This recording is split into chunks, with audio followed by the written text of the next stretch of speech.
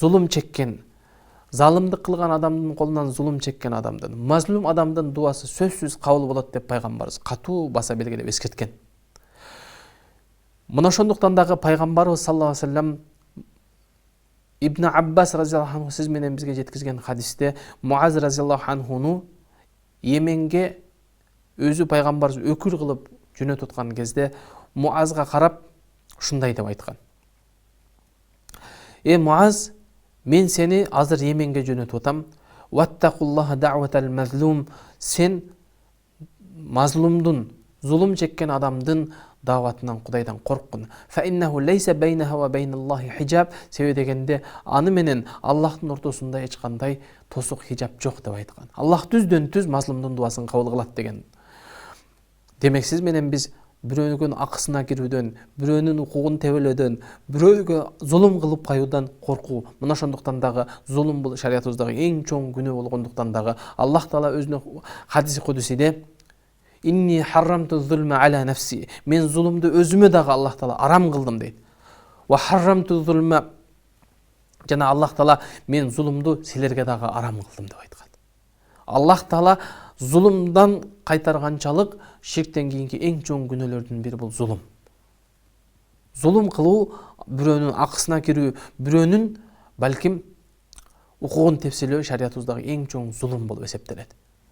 Мына ошондуктан дагы Аллах Таала Ибн Аббас разияллаху анху сиз менен бизге жеткен хадисте, жогоруда айткан хадисте пайгамбарыбыз Ибн Аббаска ушундай деп осуят кылды: "Ва иза саалта фасалиллах", эгерде сурасаң сен Аллахтан сурагын. "Ва иза стаанта фастаин биллах", эгер жардам сурасаң жараткан Аллахтын өзүнөн гана жардам сурагын. "Ва алам аннал уммата", эгерде сага жалпы бир үммөт чогулса дагы, "алай ан янфаука би шейин лам янфаук илля би шейин кад катабаллаху лак", эгерде бүткүл адам бызаты сага жардам берем, жакшылык кылам деп чогулса дагы сага эч кандай жардам бере албайт, Аллах Таала жазганчалык гана жардам жеткизет деди. Файн иштама, эгерде бүткүл адам заты сага зыян берем деп чогулса дагы сага зыян бере албайт, бир гана Аллах жазган зыянчалык гана зыян берилет. Руфиятул аклам ва жаффатис сухуф, чындыгында калем көтөрүлгөн жана барак кургаган деп айтты дейт.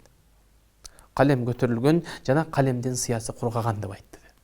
Бул нерседен максат айта турган нерсе, демек Аллах Таалага жалып жалбарып дуа кылган кезде, бирок жогоруда айткандай, эгерде зулум болсо, анда Аллах Таала сөзсүз зулумдун акыбетинде Аллах Таала кээ бир алымдарыбыздын тафсирлерде айткандай, ыймансыз кафир адам болсо дагы Аллах Таала зулум чеккен адамдын дуасын кабыл кылат деп айткан. Себеби Аллах абсолюттук адилеттүү зат. Аллах Таала зулумду өзүнө да арам кылгандыгы үчүн деп айткан. Зулум бул өтө кооптуу нерсе.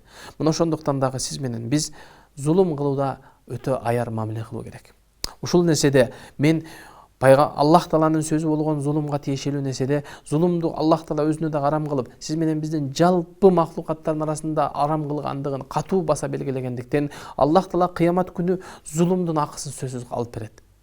Зулум чеккен адам ушунчалык Аллахтын алдында даражасы бийик болгондугун, зулум чеккен адамдын акысын Аллах эч качан корголбаштыгын Аллах Таала вада кылган. Мына ошондуктан кыямат күнү кала берсе, жандуу нерсе, адамдан башка жаныбарлардын ичинен дагы эгерде мүйүзү бары, мүйүзү жогун бул дүйнөдө сүзсө, кыямат күнү Аллах Тааларды кайра жаратып, ошол бул дүйнөдөгү мүйүзү бары, мүйүзү жок сүзгөн жаныбардын акысын, укугун алып кургоп бергенден кийин аларды кайрадан топуракка айландырып таштайт деп айткан. Мына ошол кезде, ошол топуракка айланган жаныбарларды көргөн кездеги мусулман эместер, мунафыктар, кафирлар "Я лейтани кунту тураба", мен дагы кан эле ушул айванаттар сыяктуу, жаныбарлар сыяктуу топуракка айланып кетсем деп эңсейт дейт. Бирок тилекке каршы аларды алаланган, жалындаган жаханнам, дозок гана күтүп турардыгынан корккон үчүн айтат деп айтат. Демек сиз менен биз мазлум, зулум чеккен деген максатка дагы бир кошумча айта турган маселе. Куранда Аллах Таала Кур'ан-ы Каримде "Вайлул лил мутаффифин" дейт. Аллах Таала атайын бир сүрөдө Аллах Таала тараздан ургандарга Кудайдын каргышы болсун деген сүрө менен башталат. Алар кандай адамдар десе, "Аллазина идактал алан нас ястафун ва иза калухум ав вазанухум юхсирун". Алар ушундай бир адамдар, өзүнүн бирөөдөн бирден сени алган кезде ашыгы менен алгысы келет деди. وَإِذَا كَالُوهُمْ أَوْ وَزَنُوهُمْ يُخْسِرُونَ. Егер бирөөгө бирдемке берген кезде, бирөөгө таразага тартып өлчөгөн кезде, ал таразыдан уруп калышат деп айтат. Демек, мына ушундай адамдарга Аллах Тааланын каргышы болсун деп айткан. Тафсирлерде ал ваилдан максат дозоктогу бир өрөөндүн аты деп айткан. Аллах баарыбызды дозок отунан куткарган болсун. Айтор, ал Аллахтын каргышы бар бир каргыш, ал ошол дозоктун оту болгон ошондой бир чоң бир күнөө таразыдан уруунун негизги максатына келе турган болсок, эмне үчүн Аллах Таала мынчалык чоң каргыш менен Аллах Таала каргыш айткан, Аллах Таала каарына калганга себеп болгон иш десе, таразыдан уруу бул ачык айтканда зулум деп айткан.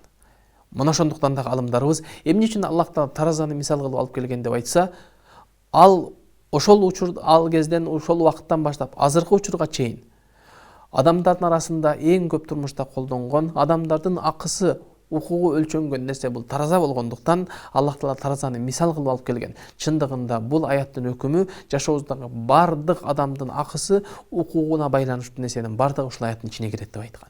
Мына ошондуктан дагы Аллах Таала кайсы бир адам, бир эркек, өзү эркек болгондо аталык бир өзүнүн укугуна таянып, кээде өзүнүн балдарына, өзүнүн аялына, өмүрлүк жубайына зулум кылып, өзүнүн акысын толук талап кылып, балким ашыгы менен, бирок ошол эле учурда өзүнүн аялынын, өзүнүн балдарынын акысын толук бербесе, укугун коргоп, укугун ада кылбаса, ал да тараздан ургандардын катарына кирет деп айтат.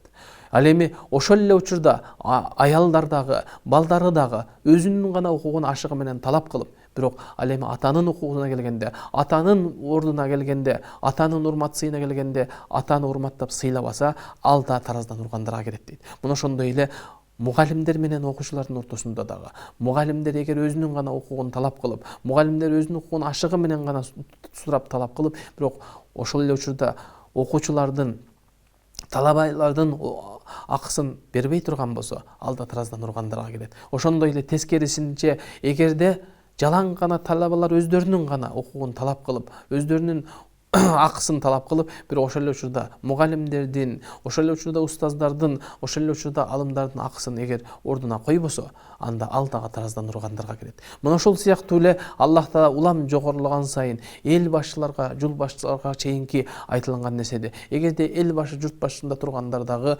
бийлик менен өзүнүн гана укугун, өзүнүн гана акысын талап кылып, бирок элдин акысын бербесе, ал дагы зулумга кирип калыш коркунучу бар. Ошол эле учурда эл дагы өзүнүн гана укугун, өзүнүн гана акысын талап кылып, бирок эл башчылардын, журт башчылардын акысын, укугун эгер өз ордуна койбосо, бул да тараздан ургандарга кирет деп айтат.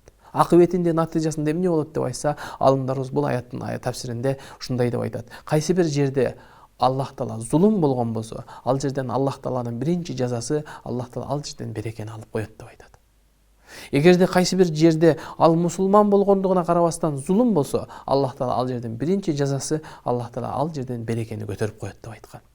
Ал эми кайсы бир жерде Аллах Таала абсолюттук адилеттүү зат болгондуктан, ыймансыз коом болсо да, бирок адилеттүүлүк кылса, адилеттүүлүк менен жашаса, Аллах Таала ал коомго береке берип коет деп айткан. Мына ошондуктан дагы Аллах Таала өзүнүн сөзү болгон Кур'ан-ы Каримдеги береке эшиктеринин бири болгон, Аллах Таала ачык айкын белгилеп, эгерде кайсы бир айыл ээлери аману ваттакау, Аллахка иман келтирип Кудайдан корксо, таквалык кылса, бирөөнүн акысына, бирөөнүн укугуна кирип зулумдан корксо, лафатахна алейхим баракатун минас самаи вал ард, Аллах Таала чындыгында асман, жердин береке эшиктерин аларга биз ачып коймокпуз деп айткан. Мына ошондуктан дагы сиз менен биздин Аллах Тааланын рахмат эшиктерине жетүү үчүн, Аллах Тааланын асмандан жана биздин, сиз менен биздин жер кен байлыктарыбыздын, жердеги рахмат байлыктарыбыздын эшиктери ачылууну каалай турган болсок, анда ар бирибиз Аллах Таалага иман келтиргенден кийин, Аллах Таалага таквалык кылуу, Кудайдан коркуу,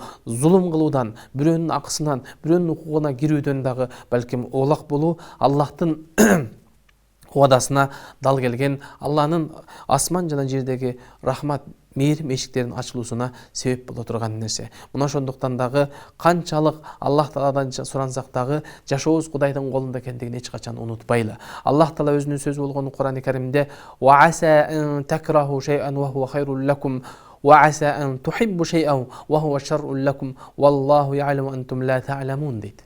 Аллах Таала Кур'ан-ы Каримде бул аятта эмне деди? Балким силер жаман деп жаман көрүп аткан нерсе ал силер үчүн жакшырактыр деди. Балким силер жакшы деп ойлоп аткан нерсе балким ал силер үчүн жаманырактыр деп айтты. Валлаху я'ламу ва антум ла та'ламун. Чындыгында Аллах гана билүүчү зат, силер билбейсиңер акыйкат чындыгын деди. Мына ошондуктан бул нерседе Аллах Таалага таянуу, Аллах Таалага жалынып жалбаруу деген маселе турат. Сиз менен биз балким кээде жакшы деп ойлогон нерсе жаман, сиз менен биз жаман деп ойлоп аткан нерсе балким жакшы болуп калыш. Бул Кудай Тааланын колундагы нерсе. Мына ошондуктан сөзүбүздүн акырында сиз менен биз айтарыбыз, Аллахтын алдында таквалык менен гана зулумдан оолак болсок, сөзсүз түрдө Аллахтын асмандан жана жерден рахмат береке эшиктери ачылуусу менен бирге пайгамбарыбыз саллаллаху алейхи ва салламдын өзүнүн берекелүү хадисиндеги саб'атун юзиллухумуллаху фи зиллихи йаума ла зилла илля зиллух дейт.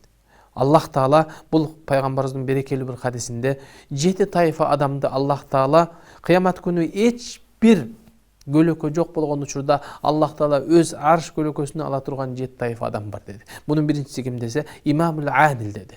Адилеттүү имам, адилеттүү эл башкаруу, журт башкарган адам деп айтты. Ва шаббун наша'a фи ибадатилlah. Жаш кезинен Аллах Таалага ибадат менен чоңоюп өскөн адам деди. Ва ражулун калбуху мутаалликун бил масажид. Ал эми үчүнчүсү болсо жүрөгү мечитке байланган адам деди. Балким бир намаз менен экинчи намазга чейин мечитке жүрөгү байланган, мечитке каттаган, 5 убакыт намазды мечитте окуган адамдын сыпаттады. Ошондуктан дагы пайгамбарыбыздын дагы бир башка хадисинде эмне дейт? Эгерде бир адамдын 5 убакыт намазга каттаганын көрсөңөр, аны чыныгы момун мусулман деп көбөлүк бергиледи. Ва ражулани тахабба филлах ва иштамаа алейхи ва тафаррака алейхи.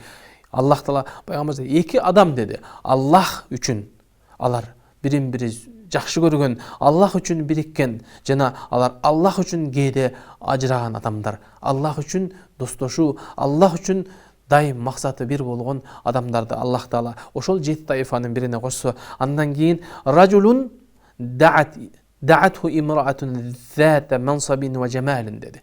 Андан кийин болсо кайсы бир адамды ушунчалык байлыгы дагы бар, бийлиги дагы бар, мансабы дагы бар, ушунчалык бир сулуу аял аны жаман жолго, зынага чакырганда дагы Кудайдан коркуп баш тарткан адам Аллах Тааланын арш көлөкөсүндө болот деп айтты. Андан кийин адамды болсо ражулун тасаддака би садакатин фа ахфаха хатта ла та'ламу шималуху ма тунфиqu яминуху деди. Андан кийин Аллах жолунда садака кылган, ихсан кылган адамдардын алардын оң колу кылган садаканы сол колу билбей кала турган даражада жашыруун кылган адамдар Аллахтын арш көлөкөсү астында болот деп айткан. Ражулун закараллаха халиян деди. Аллах Таалага эч ким жок жерде Аллахка жалынып жалбарып дуа кылган адам деди. Демек сөзүбүздү Аллах Таалага дуа кылганда бардык эшик жабылып калган болсо дагы Аллахка жалынып жалбарып дуа кылуу Аллах Тааланын кыямат күнү 7 тайфа адамдын биринин катарында кошуу менен Аллах Таала дуаларыбызды сөзсүз кабыл боло тургандардын катарында болот деп Аллах Таалага үмүт кылабыз. Мына ошондуктан дагы сөзүбүздү Аллах Тааланын ислам тынчтыктын, ынтымактын, биримдиктин дини болгондуктан Аллахтын сөзү болгон Курандагы Алимран сүрөсүндөгү аятка таянып «Вa'тасиму бихаблиллахи жами'ан ва ла тафаррaqu» Аллахтын арканы болгон динин, китебин, динин, исламды бекем кармангыла, «ва ла тафаррaqu» бөлүнбөгүлө деди Аллах Таала. Караңыз, бул аятта Аллах Таала биринчи буйрук берди, андан кийин Аллах Тааланын тыюу саланган нахи келди. Амир менен нахи бир аятта бириккен аят. Чындыгында сиз менен биз бардыгыбыз билебиз. Шариятыбызда эгерде Аллахтын бир буйругу келсе, аны алыбыздын жетишинче гана аткарабыз. Ошон үчүн пайгамбарыбыз өзүнүн хадисинде «Ва иза амартукум би шейин фаф'алу мастатa'tum» деди. Эгер мен силерди бир ишке буйруган болсом, анда аны алыңардан кудретиңердин жетишинче аткарасыңар деди. «Ваттакуллаха мастатa'tum» силер Кудайдан корккула деген буйрукта алыңардан жетишинче аракет кылып Кудайдан корккула деди. Бирок пайгамбарыбыз хадиске улай «Вама нахайтукум анху фантаху» эгер кайсы бир нерседен силерди тыйсам, анда ал нерседен толук тыйылгыла деди. Алыңардан жетишинче тыйылып калганын кыла бергиле деген жок, толук тыйылуу керек. Демек, шариятыбызда Аллахтын буйругун аткарууда алыбыздын жетишинче, кудуретибиздин мүмкүнчүлүгүнүн жетишинче гана аткарабыз. Андан ар жагын Аллахка тапшырабыз. Ал эми Аллах Таала тыйган нерселерде сөзсүз толук тыйылуу керек деп. Аллах Тааланы арам кылган нерселеринен алыбыздын жетишинче тыйылабыз деп айта албайбыз. Толук тыйылуу керек. Ага башка жол жок деген сөз. Мына ошондуктан Аллах Таала бул аятта «И'тасиму бихаблиллахи жамиан». Аллахтын арканын, Аллахтын динин, Куранды бекем кармагыла. «Вала тафаррaqu» деп Аллах Тааландай нахи менен. Балким биз бекем карманганда алыбыздын жетишинче биригелик ынтымак бололу деп айтып шылтоо кылайын десек, жок. Аллах Таала «Вала тафаррaqu». Бөлүнбөгүлө эч качан, бөлүнүп жарылууга эч качан жол бербегиле деди Аллах Таала. Бөлүнүп жарылуу бул эң бир жаман, оор, мусулман адамга эч качан дал келбеген. Балким Аллах Тааланын эң чоң шариатта койгон максаттарына каршы келген нерсе болгондуктан бөлүнүп жарылуу дайым сиз менен бизден берекени көтөрө турган, бактсыздык алып келе турган, Аллахтын жардамы үзүлүп жардамсыздык алып келе турган нерсе болуп калат. Мына ошондуктан дагы сиз менен биз эч качан бөлүнүүгө жол бербеш керек. Пайгамбар саллаллаху алейхи вассалам дагы ошон үчүн жамаат менен болууга буйруган. Калай берсе пайгамбарыбыз шайтан дагы жамааттан алыстаган, четтеген адамды шайтан азгырат. Куду карышкыр дагы койдун ошол тоонан чекелегенин карышкыр кол салган сыяктуу жамааттан ажыраган, жамааттан алыстаган адамга шайтан кол салат деп пайгамбарыбыз катуу эскерткен. Ал эми Аллах Таала өзүнүн аятта болсо «Ати'уллаха ва ати'ур расула ва ла таназa'u фатафшалу ва тазхабу рихукум». Фасбиру инналлаха ма'ас-сабирин деди. Аллах Таала силер Аллах Таалага жана Аллахтын элчисине баш ийгиле. Вала таназау, эч качан урушуп талашпагыла. Фатафшалу, ал кезде силер не жеңилесиңер. Ва тазхабу рихукум, жана ошол кезде Аллах Таала тарабынан берилген силерге айбат, кубат бардыгы келет деди. Васбиру, сабыр кылгыла деп буйруду. Инналлаха ма'ас-сабирин, албетте Аллах сабыр кылуучулар менен бирге деди.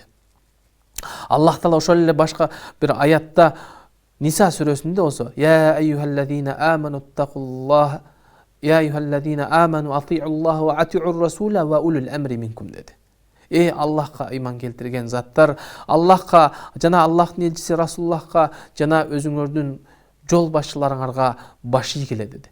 Өзүңөрдөн болгон жол башчыңарга баш ийгиле деп айтты. فإذا تنازعتم في شيء فرده إلى الله والرسول. Эгерде кайсы бир нерседе татышып калсаңар, Аллахка жана анын элчисине кайткыла деди.